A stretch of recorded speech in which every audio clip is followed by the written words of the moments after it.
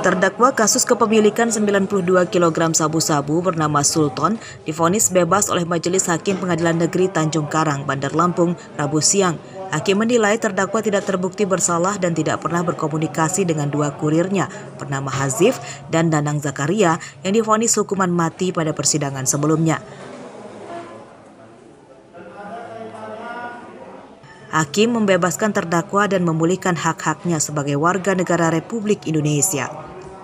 Bebaskan terdakwa oleh karena hukum dan dakwaan alternatif pertama dan dakwaan alternatif kedua menuntut umum.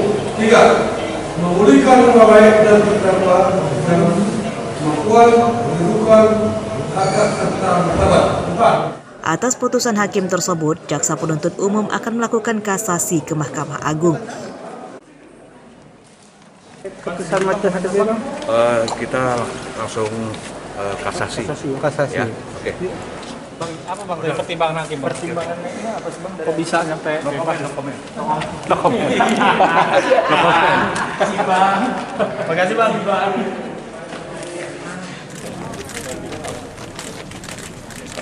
Sultan ditangkap polisi Polda Lampung saat menjalani penahanan di Rutan Surabaya, Jawa Timur pada September 2021.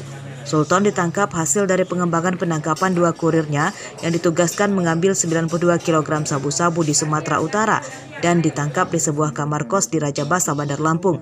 Kedua kurirnya mendapat upah 600 juta rupiah. Arsadi Saputra melaporkan dari Bandar Lampung.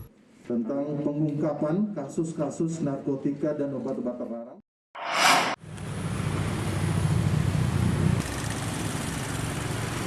Berbekal rekaman CCTV inilah, polisi menangkap pencuri ponsel di tempat usaha pembuatan mebel di Kelurahan Labuhan Dalam, Kecamatan Tanjung Senang, Bandar Lampung pada Rabu siang. Tersangka bernama Rio Chandra, warga Jagabaya 3, Bandar Lampung. Tersangka ditangkap di rumahnya 2 hari setelah mencuri 3 ponsel yang sedang diisi daya oleh korban. Pencurian terjadi saat korban sedang istirahat kerja.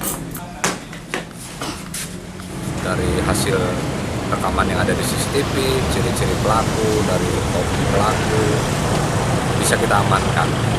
Pelakunya inisial R ya. Kalau untuk modusnya sendiri seperti apa sih Dan?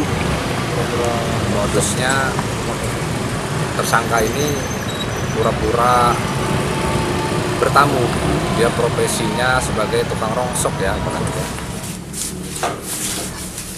Tersangka merupakan seorang pemulung yang mengaku nekat mencuri karena terdesak kebutuhan biaya untuk membayar kamar kos dan persalinan istrinya yang sedang hamil 8 bulan. Malingnya ngerongsok Pak, saya sambil Konsol. Terus? lagi nyari-nyari ngeliat ada HP. Ada HP. Ada berapa HP yang kamu ambil? 3. 3 unit HP. Iya. Itu orangnya memang lagi nggak ada atau gimana? Nggak ada Pak. Nggak ada. Kamu ambil HP-nya. HP-nya kamu jual? Belum Pak. Belum sempat jual. Rencana buat apa duitnya? Buat bayar kontrakan sih Mak Lahiran. Ayo. Kamu kenapa bedanya? Ponsel curian yang belum dijualnya disita polisi. Atas perbuatannya, tersangka terancam tidak bisa mendampingi istri yang akan melahirkan anaknya karena harus menjalani penahanan di penjara. 3. Tersangka terancam hukuman 5 tahun penjara. Kabila Ste melaporkan dari Bandar Lampung.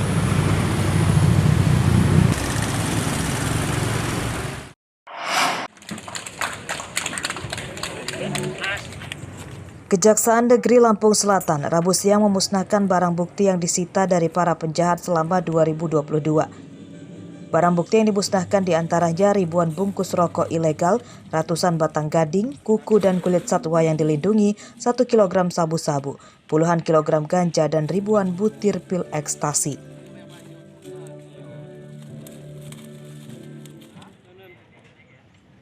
Gading rokok dihancurkan dengan gergaji besi. Rokok dibakar dan narkoba dimusnahkan dengan cara dimasukkan ke cairan pembersih lantai dan digiling. Sampahnya kemudian dikubur agar tidak membahayakan kesehatan manusia. Pemusnahan ini kita lakukan hari ini karena memang perkara-perkara yang sudah inkrah, sudah mendapatkan kekuatan hukum tetap dari pengadilan. Jadi supaya tidak terjadi penumpukan, tidak terjadi kerusakan, barang bukti kita musnahkan. terutama kita memang kalau di Lampung Selatan ini narkoba masih mendominasi, jadi kebanyakan kita memang perkara narkoba. Barang bukti seluruhnya disita oleh polisi Lampung Selatan.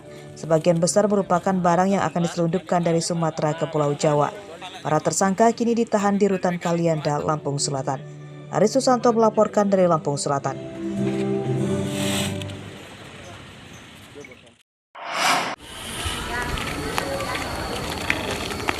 Penurunan angka kurang gizi kronis atau stunting pada anak masih menjadi fokus utama pemerintah Kabupaten Pesisir Barat. Apalagi data dari Dinas Kesehatan Pesisir Barat masih ada sekitar 25 anak di sejumlah kecamatan yang mengalami stunting. Salah satu penyumbang angka stunting tertinggi adalah Kecamatan Karya Penggawa dengan 7 kasus. Rabu pagi, tim kesehatan dari Puskesmas menggelar edukasi dari rumah ke rumah, pentingnya menjaga gizi anak. Puskesmas ini sengaja kami Petugas mendatangi desa Menyancang dan Waisin di Induk memeriksa kesehatan bayi stunting.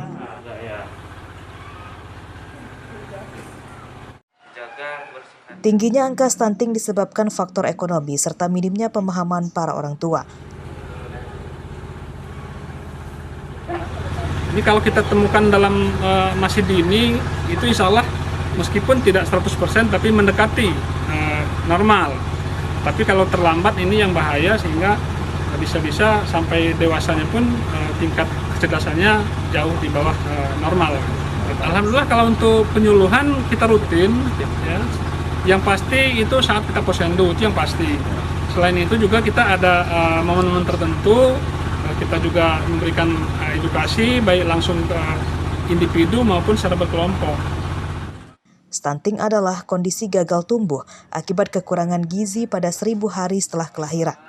Kondisi itu berdampak jangka panjang hingga dewasa bahkan lansia karena pertumbuhan otak dan organ lain terganggu. Stunting bisa disembuhkan jika terdeteksi sejak dini.